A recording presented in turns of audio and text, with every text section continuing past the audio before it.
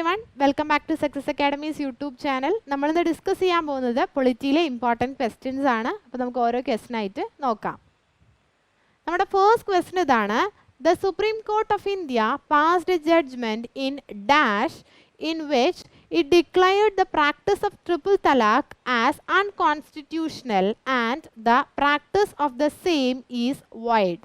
അതായത് നമ്മുടെ supreme court of India ഒരു ജഡ്ജ്മെൻറ്റ് പാസ് ചെയ്തു. ആ ജഡ്ജ്മെൻറ്റിൽ ഇതാണ് പറയുന്നത്, ട്രിപ്പിൾ തലാക്ക് പ്രാക്ടീസ് ചെയ്യുന്നത് അൺകോൺസ്റ്റിറ്റ്യൂഷണലാണ്. അതായത് നമ്മുടെ കോൺസ്റ്റിറ്റ്യൂഷന് എതിരാണ് എന്ത് പ്രാക്ടീസ് ചെയ്യുന്നത്, ട്രിപ്പിൾ തലാക്ക് പ്രാക്ടീസ് ചെയ്യുന്നത്.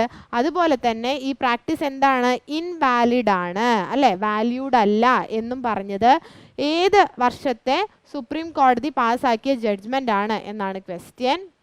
അപ്പോൾ ഏത് വർഷത്തെയാണ്, 2017 സുപ്രീം കോടതി ഈ ജഡ്ജ്മെൻറ്റ് പാസ്സാക്കിയത്. ഈ ജഡ്ജ്മെൻറ്റിൽ എന്താണ് ഡിക്ലെയർ ചെയ്യുന്നത്, നമ്മുടെ ട്രിപ്പിൾ തലാക്ക് പ്രാക്ടീസ് ചെയ്യുന്നത് അൺകോൺസ്റ്റിറ്റ്യൂഷണൽ ആണ്, അതായത് കോൺസ്റ്റിറ്റ്യൂഷന് എതിരാണ്.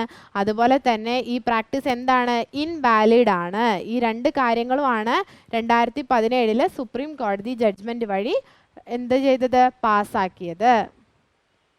ഇനി നെക്സ്റ്റ് ക്വസ്റ്റ്യൻ നോക്കാം.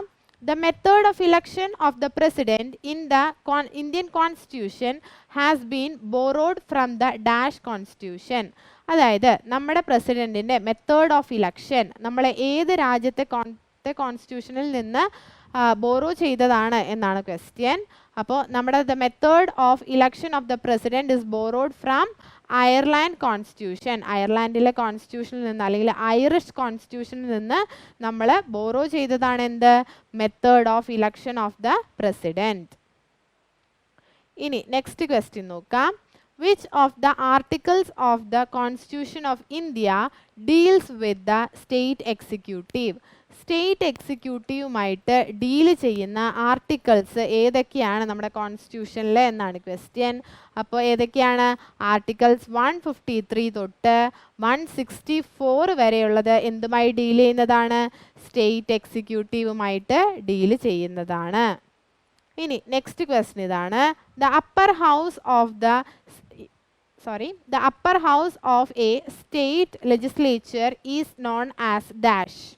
അതായത് നമ്മുടെ സ്റ്റേറ്റ് ലെജിസ്ലേച്ചറിൻ്റെ അപ്പർ ഹൗസിനെ പറയുന്ന വേറെ പേര് എന്താണെന്നാണ് ചോദ്യം. അപ്പോൾ രാജ്യസഭയല്ലാതെ വേറെ എന്താണ് നമ്മൾ പറയുക, വിധാൻ പരിഷത്ത്. വിധാൻ പരിഷത്ത് എന്ന് പറയുന്നത് നമ്മുടെ അപ്പർ ഹൗസിൻ്റെ വേറെ പേരാണ്, അല്ലെങ്കിൽ അപ്പർ ഹൗസിനെ അറിയപ്പെടുന്നത് എന്താണ്, വിധാൻ പരിഷത്ത് എന്നാണ് അറിയപ്പെടുന്നത്. ഇനി നെക്സ്റ്റ് ക്വസ്റ്റ്യൻ ഇതാണ്. On November 26, 1949, Dr. Rajendra Prasad signed the document as President of the Assembly. Which document is being referred to here?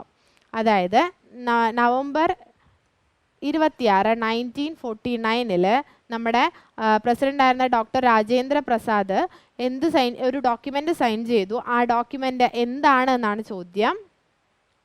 ഒരു അസംബ്ലിയുടെ ഒരു പ്രസിഡൻ്റായിട്ട് നമ്മുടെ രാജേന്ദ്ര പ്രസാദ് ഒരു ഡോക്യുമെൻ്റ് സൈൻ ചെയ്തു. എപ്പോഴാണ് അത് സൈൻ ചെയ്തത്, November 26, 1949 സൈൻ ചെയ്തത്.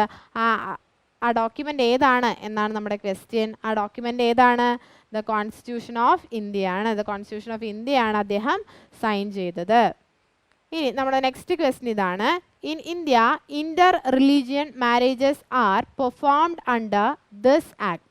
നമ്മുടെ ഇന്ത്യയിൽ ഇൻ്റർ റിലീജിയൻ മാരേജസ് ഒക്കെ പെർഫോം ചെയ്യുന്നത് ഒരു ആക്ടിന് അണ്ടറിലാണ്. അപ്പോൾ ആ ആക്ട് ഏതാണ് എന്നാണ് ക്വസ്റ്റ്യൻ. ആക്ട് ആണ് special marriage act. Special marriage act വഴിയാണ് ഇൻ്റർ റിലീജിയൻ മാരേജസ് ഒക്കെ നമ്മുടെ നാട്ടിൽ, നമ്മുടെ ഇന്ത്യയിൽ പെർഫോം ചെയ്യുന്നത്. ഇനി നെക്സ്റ്റ് ക്വസ്റ്റ്യൻ ഇതാണ്.